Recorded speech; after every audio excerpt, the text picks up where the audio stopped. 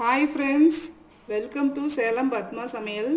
இன்றைக்கி என்ன பார்க்க போகிறோன்னா, ஒரு ஹெல்த்தியான ஒரு ஸ்வீட் தான், பீட்ரூட் கேசரி.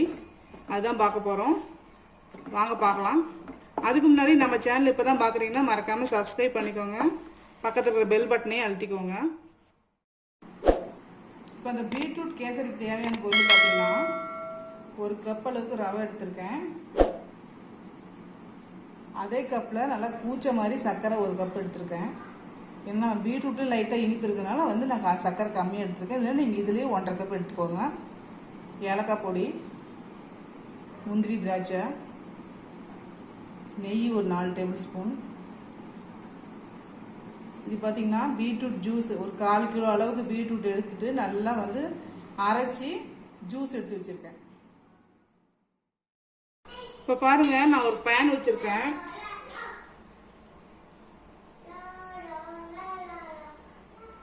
இது நான் 1 ஸ்பூன் அளவுக்கு நெய் ஊற்றிக்கிறேன். இந்த முந்திரி திராட்சை போட்டு வறுத்துக்கலாம். இப்போ பாருங்க, நல்லா வறுபட்டுருச்சு. இப்போ எடுத்துக்கலாம்.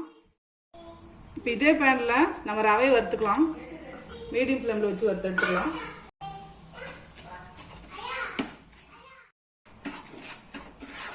இது நல்லா வறுக்கணுங்க. எப்பயுமே கேசரிக்கெலாம் பார்த்தீங்கன்னா நல்லா வறுத்தா தான் உங்களுக்கு நல்லா பொல பொலன்னு வரும்.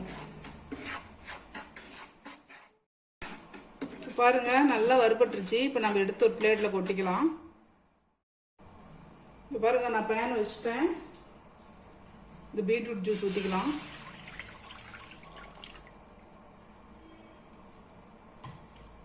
இந்த பீட்ரூட் ஜூஸ் பார்த்தீங்கன்னா நம்ம 1 கப்பு ரவைக்கு 2.5 கப் அளவுக்கு ஜூஸ் எடுத்துருக்கோம்.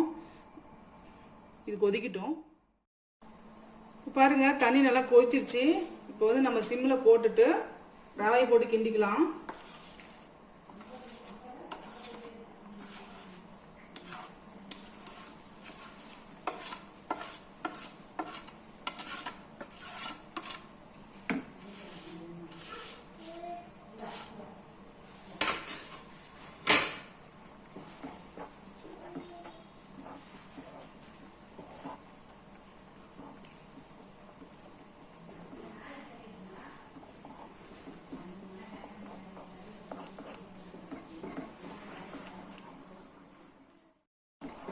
இப்போ நல்லா மிக்ஸ் பண்ணிக்கலாம், கட்டி இல்லாமல்.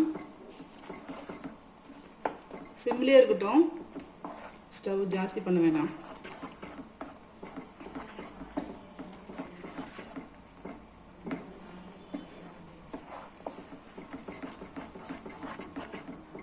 அப்படியே வேகணும். பாருங்க, நமக்கு நல்லா வெந்துருச்சு, தெரியுதுங்களா? நல்லா வேகணும். இப்போ நம்ம சுகர் போட்டுக்கலாம். சுகரும் பார்த்தீங்கன்னா மீடியம் ஃப்ளேமில் வச்சு கொஞ்சம் கொஞ்சமாக நம்ம ஆட் பண்ணிக்கலாம், இல்லை கட்டி விழுந்துடும்.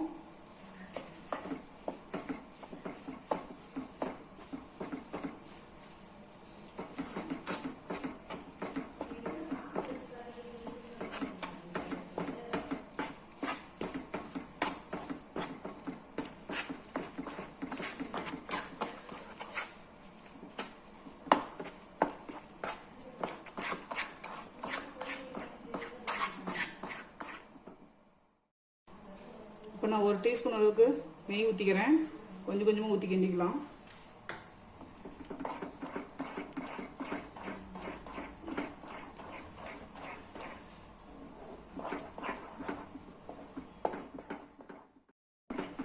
இந்த ஏலக்காய் பொடி இப்பயே போட்டுக்கலாம்.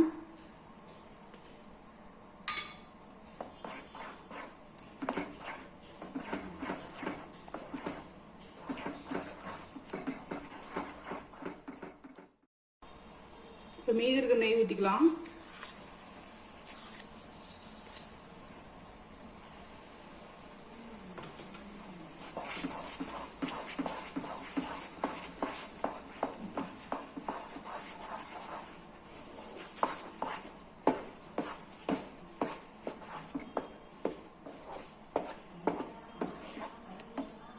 இப்போ முந்திரி திராட்சை போட்டுக்கலாம்.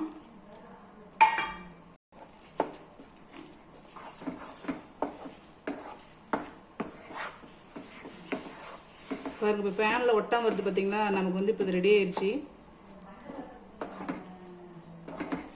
நம்ம பீட்ரூட் கேசரி ரெடிங்க. இப்போ பாருங்கள், நம்ம செஞ்ச பீட்ரூட் கேசரி ரெடி ஆயிடுச்சுங்க. நான் வந்து இப்போ பிளேட்டில் கொட்டியிருக்கேன். இது வந்து நம்ம பீஸ் மாதிரியும் போட்டுக்கலாம், அப்படியேவும் கப்பில் போட்டு சாப்பிட்டுக்கலாம். இந்த வீடியோ உங்களுக்கு பிடிச்சிருந்தாக்க லைக் பண்ணுங்கள், ஷேர் பண்ணுங்கள், கமெண்ட் பண்ணுங்கள்.